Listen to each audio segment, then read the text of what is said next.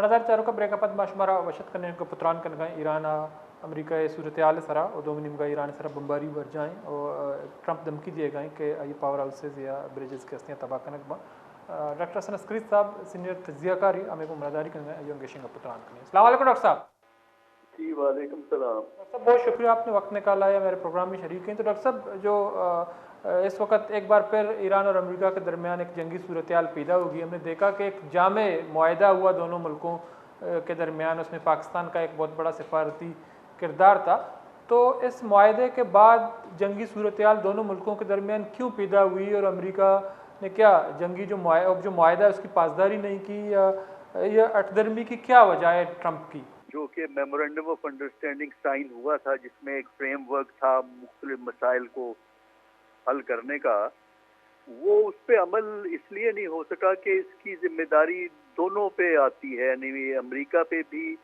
اور ایران پہ بھی. امریکہ کا جہاں تک تعلق ہے اس میں آپ دیکھتے ہیں کہ صدر ٹرمپ جو ہے وہ متضاد قسم کے بیانات دیتے ہیں, آج ایک بیان کل دوسرا بیان, اور دوسرا جو ہے وہ اپنی قوت کا بھی مظاہرہ کرتے ہیں, کیونکہ مسئلہ امریکہ کے لیے یہ ہے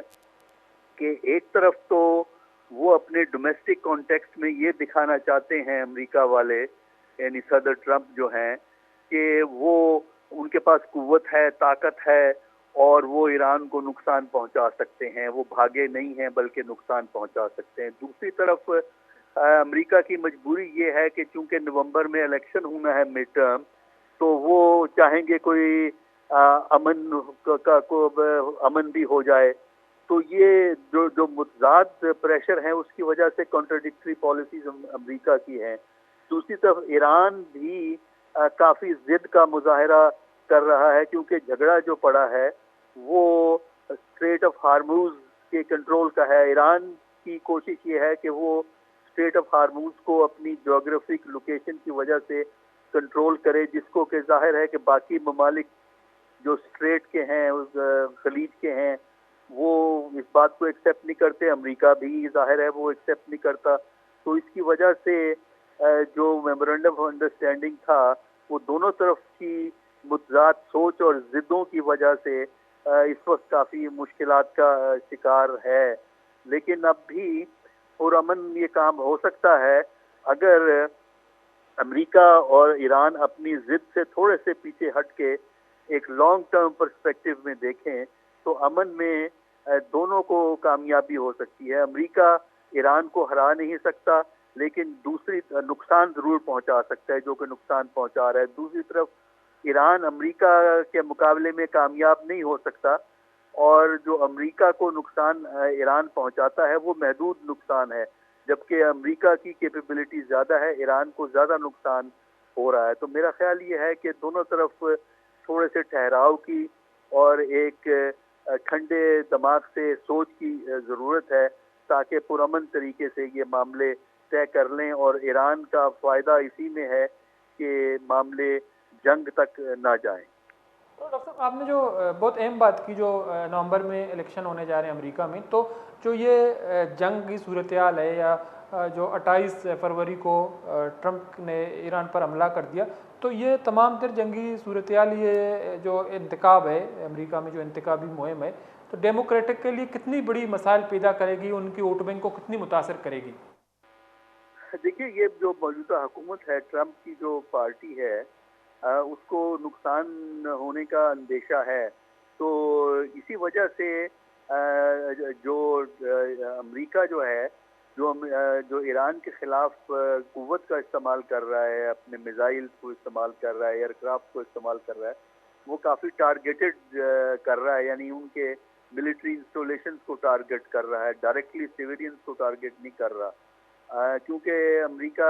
چاہتا ہے کہ کسی طریقے سے پیسفل گفتگو ہو کے راستہ نکل آئے, کیونکہ اگر یہ اسی طرح جنگ چلتی رہی تو میرا خیال یہ ہے کہ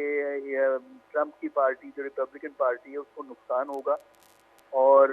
کیونکہ یہ جنگ امریکہ میں کافی ان پاپولر ہے. دوسری طرف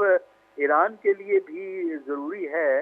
کہ وہ ایسی پالیسی نہ بنائے کہ جس سے ہر ملک اس سے ناراض ہو جائے. یہ کہنا کہ وہ جو گلف کے اندر جو ٹریفک ہے شپوں جہازوں کی اس کو وہ خود کنٹرول کرے گا، یہ ایک ایسی پالیسی ہے جس پہ ایران کو کسی کی سپورٹ حاصل نہیں ہے. اس کی وجہ سے ایران کے لیے بھی جو ہے مشکلات پیدا ہو سکتی ہیں. راستہ یہی ہے کہ ایران جو ہے وہ میمورنڈم آف انڈرسٹینڈنگ پہ جائے، امریکہ بھی جائے، اور اس سے ایران کو ایک ٹائم مل جاتا ہے تیاری کا کہ کل کو دوبارہ اگر جنگ شروع ہوگی تو ایران زیادہ مؤثر طریقے سے مقابلہ کر سکے گا. فی الحال ایران پہ دباؤ ہے. آپ کو لگتا ہے کہ جو یہ جو ایم او یوز ہے اس میں بھی ایران کی طرف سے کچھ خلاف ورزیاں ہوئی ہیں؟ دیکھیے اس میں خلاف ورزیاں تو جو ہے وہ صرف اتنی ہوئی ہیں کہ جو اسٹیٹ آف ہارموز ہے اس کے متعلق یہی انڈرسٹینڈنگ تھی کہ یہ وقت کے ساتھ جو ہے 30 دن کے اندر یہ اوپن کر دی جائے گی، لیکن ایران نے اعلان کیا کہ وہ اس کو کنٹرول کرے گا، اور پھر انہوں نے جہازوں پہ حملے کیے کہ وہ ایران کی ہدایات کے مطابق جہاز نہیں چل رہے تھے تو ان پہ حملے کیے. تو میں یہ سمجھتا ہوں کہ یہ جو کارروائی ہے یہ میمورنڈم آف انڈرسٹینڈنگ کے برابر نہیں ہے. اس کی انڈرسٹینڈنگ یہی تھی کہ یہ 30 دن کے اندر اس میں جو ہے نا شپنگ اوپن ہو جائے گی، جو کہ اب بالکل آثار نظر نہیں آتے، کیونکہ امریکہ نے بھی آ کر ایران کی پورٹس کو پہلے کی طرح دوبارہ بلاک کر دیا ہے، اور اس طرح دونوں اپنی پرانی ضد والی پالیسی پہ واپس چلے گئے. لیکن جو ہم دیکھتے ہیں کہ امریکہ جو ہے اپنا ہرمز پر اپنا تسلط برقرار رکھنا، وہاں سے جو گزرنے والے جہاز ہیں ٹیکس وصول کرنا، تو یہ کتنی بڑی مشکل مرحلہ ہوگا امریکہ کے لیے. تو آپ کو نہیں لگتا ان تمام تر معاملات میں ایران جو ہے وہ بغیر مزاحمت کے امریکہ کو یہ کام آسانی سے کرنے دے گا؟ دیکھیے امریکہ کے لیے جو ہے نا لانگ ٹرم میں تو یہ اس کو جو ہرموز کی گلف میں جہازوں کو مینیج کرنا ہے امریکہ کے لیے ممکن نہیں ہوگا. شارٹ ٹرم میں اگلے 2 ہفتے میں 10 دن میں 12 دن میں تو یہ کر سکتے ہیں، لیکن مستقل طور پر اس لیے نہیں کر سکتے کہ امریکہ کو اتنی دور سے آنا پڑتا ہے، اور ان کے شپس کو آپ کو جب وہاں لاتے ہیں گلف کے اندر اسٹریٹ آف ہارموز میں تو وہ ایران کے ٹارگٹ پہ آ جاتے ہیں. تو یہ امریکہ کیا مسئلہ ہے. ایران کو ایڈوانٹیج یہ ہے کہ جغرافی ایران کو فیور کرتا ہے، اور اس کی وجہ سے وہ ٹریفک کو مینیج کر سکتا ہے. لیکن جو یہ کہ اگر ایران اس کو کنٹرول کرے گا اور پیسے چارج کرے گا ایک ریگولر بیسس پہ